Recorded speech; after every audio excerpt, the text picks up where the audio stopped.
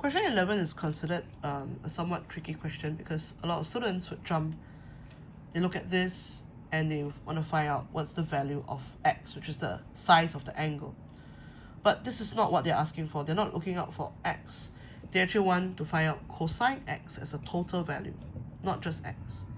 And they want it in a fraction. Now this is another clue to tell you they don't want you to find the actual value of x.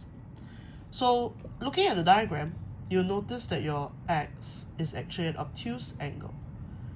Knowing that it's an obtuse angle tells me that I want to use the formula of the cosine of obtuse angle is equal to the negative cosine of its acute angle.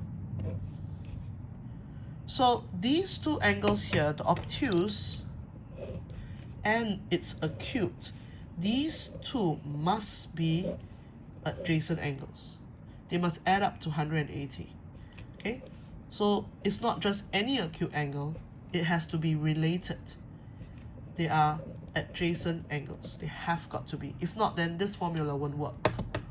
So in this case, I will therefore write cosine x is as good as finding out the negative of cosine angle DBC.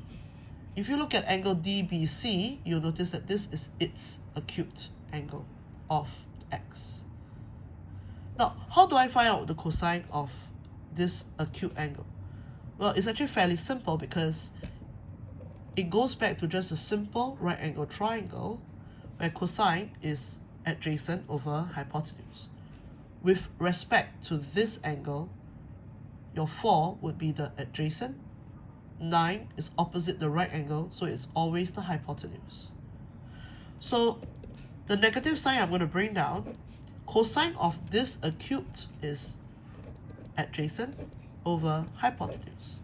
Of course, you can just drop your bracket and the answer in fraction would just be a negative 4 over 9. Part B now wants you to find the angle y. So to find this angle y, I'm going to just quickly resketch the important triangle, which is the right angle triangle.